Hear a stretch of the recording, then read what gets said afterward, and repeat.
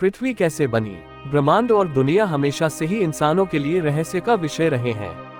आज इतनी वैज्ञानिक प्रगति के बावजूद हमारी धरती पर कई ऐसे रहस्य मौजूद हैं, जिनका पता लगाना वैज्ञानिकों के लिए भी लगभग नामुमकिन है। आम लोगों के मन में पृथ्वी के संबंध में अनेक प्रश्न अवश्य होते होंगे, जैसे पृथ्वी की उत्पत्ति कैसे हुई, ये दुनिया कैसे अस्तित्व में आई, पृथ्वी का जन्म कब और कैसे हुआ, अर्थ का निर्माण कैसे हुआ, पृथ्वी कैसे बनी, पृथ्वी की संरचना कैसे हुई। इस तरह के सवालों का जवाब जानने के लिए हर कोई उत्सुक रहता है। कुछ धार्मिक मान्यताओं के अनुसार सृष्टि या पृथ्वी का निर्माण देवता या ईश्वर ने किया है। वहीं दुनिया की रचना को लेकर हिंदू, ईसाई और इस्लाम धर्म की मान्यताएं भी अलग अलग हैं। वहीं पृथ्वी की रचना को लेकर विज्ञान का नजरिया अलग है। वैज्ञानिकों का मानना है कि पृथ्वी आग का गोला थी जो सूर्य से निकली और समय के साथ ठंडी होती गई, जिसके बाद पृथ्वी पर जीवन की उत्पत्ति हुई। आज इस लेख में हम आपकी ऐसी ही सभी जिज्ञासाओं का समाधान करने का प्रयास करेंगे। संसार की रचना कैसे हुई, पृथ्वी इतिहास, दुनिया कैसे बनी, अर्थ कैसे बनी। पृथ्वी की उत्पत्ति के बारे में वैज्ञानिक मान्यता है कि लगभग 5 अरब वर्ष पूर्व अंतरिक्ष में कई गैसों के एक साथ मिलने से भयंकर विस्फोट हुआ था। इससे आग का एक विशाल गोला बना, जिसे अब हम सूर्य सन कहते हैं। धमाका इतना जोरदार था कि चारों तरफ धूल के कण, डस्ट पार्टिकल्स फैल गए और गुरुत्वाकर्षण बल, ग्रेविटेशनल फोर्स के कारण ये कण पत्थर के छोटे छोटे टुकड़ों में बदल गए। कई सालों के अंतराल के बाद ये कण आपस में जुड़ने लगे और कुछ समय बाद सौरमंडल, सोलर सिस्टम का जन्म हुआ। और इस तरह लाखों साल बाद गुरुत्वाकर्षण के कारण पत्थर और चट्टान आपस में जुड़ने लगे। इस तरह धरती आग के गोले के रूप में पैदा हो रही थी। वैज्ञानिक अवधारणा के अनुसार 4.54 अरब वर्ष पूर्व पृथ्वी का तापमान 1200 डिग्री सेल्सियस था। ऐसे समय में धरती पर सिर्फ उबलता हुआ लावा, चट्टानें और कई जहरीली गैसें हुआ करती थी। ऐसे में पृथ्वी पर जीवन का अस्तित्व होना असंभव था। पृथ्वी की उत्पत्ति के समय थियर नामक ग्रह 50 किलोमीटर प्रति सेकंड की गति से पृथ्वी की ओर बढ़ रहा था। ये गति बंदूक से निकली गोली से 20 गुना अधिक होती है। ऐसे में जब थिया ग्रह पृथ्वी की सतह से टकराया तो जोरदार विस्फोट हुआ, जिससे बहुत सारा कचरा धरती से बाहर निकल गया और साथ ही वह ग्रह धरती में समा गया। हजारों वर्षों के अंतराल के बाद गुरुत्वाकर्षण के कारण पृथ्वी से निकला कचरा एक गेंद के रूप में बन गया, जिसे हम चंद्रमा, मून कहते हैं। इस प्रकार चंद्रमा की उत्पत्ति हुई। पृथ्वी की उत्पत्ति के बाद अंतरिक्ष में बची शेष चट्टानें पृथ्वी पर गिरने लगी। इन चट्टानों में अजीब प्रकार के क्रिस्टल होते थे, जिन्हें आज हम नमक, सॉल्ट के रूप में इस्तेमाल करते हैं। आपको जानकर हैरानी होगी कि इन चट्टानों के अंदर मौजूद नमक से समुद्र का पानी बनता है। वैज्ञानिकों के अनुसार ये चट्टानें करीब 20 करोड़ साल तक धरती पर गिरती रहीं, जिससे धरती ने समुद्र के रूप में ढेर सारा पानी इकट्ठा कर लिया। इतने पानी के लगातार जमा होने से धरती की सतह ठंडी होने लगी और चट्टानें सख्त हो गईं। लेकिन लावा अभी भी उसी रूप में पृथ्वी के आंतरिक भाग में मौजूद था और सतह का तापमान 70-80 डिग्री सेल्सियस तक पहुंच गया था।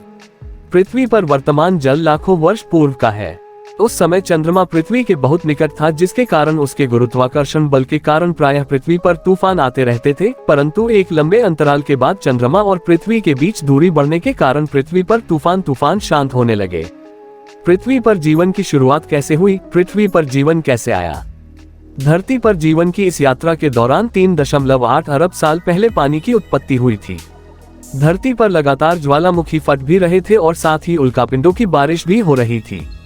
उल्कापिंडों के माध्यम से पानी और नमक के साथ साथ अन्य पदार्थ भी पृथ्वी पर आ रहे थे, जिसमें कार्बन और अमीनो एसिड आदि पदार्थ थे जो हर जीव जंतु और पौधे में मौजूद होते हैं। इतनी ऊंचाई से उल्कापिंड गिरने के कारण वे गहरे पानी में चले जाते थे, जहां सूर्य की किरणों का उन तक पहुंचना असंभव था। बाद में ये उल्कापिंड ठंडे होकर पानी में जमने लगे। इसके बाद यह एक तरह से चिमनियों का आकार लेने लगे और ज्वालामुखी की दरारों में पानी घुसने से चिमनियों से धुआं निकलने लगा, जिसने बाद में एक तरह के केमिकल सूप का रूप ले लिया। इससे पृथ्वी पर सूक्ष्म जीवन, माइक्रोस्कोपिक लाइफ प्रारंभ हुआ और पृथ्वी पर एकल कोशिका जीवाणु, सिंगल सेल बैक्टीरिया की उत्पत्ति हुई। पृथ्वी पर ऑक्सीजन की उत्पत्ति कैसे हुई, पृथ्वी कैसे बनी? पृथ्वी की उत्पत्ति के समय जब समुद्र की निचली सतह पर पौधे और पत्तियां उग रही थीं और उन पर जीवित जीवाणु उत्पन्न हो रहे थे, वैज्ञानिक भाषा में इन्हें स्ट्रोमेटोलाइट कहते हैं। ये अपना भोजन सूर्य की किरणों से बनाते हैं और इस प्रक्रिया को वैज्ञानिक रूप से प्रकाश संश्लेषण, फोटोसिंथेसिस कहते हैं। प्रकाश संश्लेषण फोटोसिंथेसिस की प्रक्रिया में सूर्य का प्रकाश कार्बन डाइऑक्साइड और पानी को ग्लूकोज में परिवर्तित करता है। इसके साथ ही इस प्रक्रिया में उपोत्पाद बाय प्रोडक्ट के रूप में ऑक्सीजन गैस बनती है, जो मनुष्य के लिए महत्वपूर्ण वायु है। एक लंबी प्रक्रिया के बाद महासागरों में ऑक्सीजन गैस भर गई और इससे पानी में मौजूद लोहे में जंग लगने लगी और इससे लोहे का अस्तित्व सामने आया। लंबे अंतराल के बाद समुद्र की सतह पर ऑक्सीजन गैस आने लगी, जिससे जीवन संभव हुआ। वैज्ञानिकों के अनुसार 2 अरब वर्षों तक पृथ्वी पर ऑक्सीजन का स्तर बढ़ता रहा और साथ ही पृथ्वी के घूमने की समय सीमा भी कम होती गई। आज से 1.5 अरब साल पहले एक दिन वर्तमान की तुलना में 16 घंटे का होता था। धीरे धीरे समय के साथ समुद्र के नीचे की भूमि की सतह बड़ी प्लेटों में तब्दील हो गई और उसके नीचे के लावा ने ऊपर की सतह को गतिमान कर दिया। ऐसे में पृथ्वी की सभी प्लेटें आपस में जुड़कर एक विशाल द्वीप बन गईं। इस तरह लगभग 40 करोड़ साल पहले पृथ्वी के पहले सुपरकॉन्टिनेंट रोडिनिया का निर्माण हुआ था। इससे अब पृथ्वी का तापमान घटकर 30 डिग्री सेल्सियस हो गया था और दिन 18 घंटे लंबे होते थे। उस समय पृथ्वी की स्थिति वर्तमान मंगल मास जैसी ही थी। लगभग 7.50 करोड़ वर्ष पूर्व पृथ्वी के नीचे पिघले हुए लावा से उत्पन्न ऊष्मा बाहर निकली, जिसने पृथ्वी को 2 भागों में विभाजित कर दिया। इसके 2 टुकड़ों में बंटने के कारण पृथ्वी की सतह कमजोर हो गई थी और ये 2 भागों में बंट गई थी, जिससे साइबेरिया और गोंडवाना नाम के 2 महाद्वीप बन गए। पृथ्वी को बर्फ के गोले में बदलने की प्रक्रिया इतने सालों के बाद भी ज्वालामुखी के फटने और जहरीली गैसों के निकलने का सिलसिला अब भी जारी था। जहरीली गैसों में कार्बन डाइऑक्साइड सूर्य से निकलने वाली किरणों को अवशोषित करने लगी और इससे पृथ्वी का तापमान बढ़ने लगा। बढ़ते तापमान के कारण समुद्र में गर्मी पैदा होने लगी और समुद्र का पानी भाप बनकर बादलों का रूप लेने लगा। साथ ही कार्बन डाइऑक्साइड गैस के कारण अम्लीय वर्षा एसिड रेन होने लगी। कार्बन डाइऑक्साइड के साथ वर्षा के कारण ये गैस चट्टानों और पत्थरों द्वारा अवशोषित हो गई और कुछ हजार वर्षों के बाद पृथ्वी का तापमान घटकर 0 से -50 डिग्री कम हो गया। इससे धरती बर्फ के गोले में तब्दील हो गई। धरती पर पानी कैसे आया?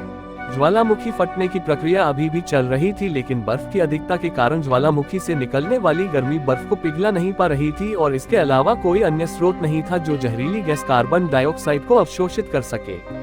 सभी चट्टानें और पत्थर बर्फ के नीचे दबे थे।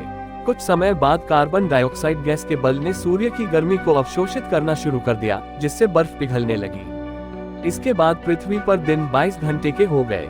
पृथ्वी पर जीवन की शुरुआत कब और कैसे हुई? पृथ्वी पर जीवन कैसे आया?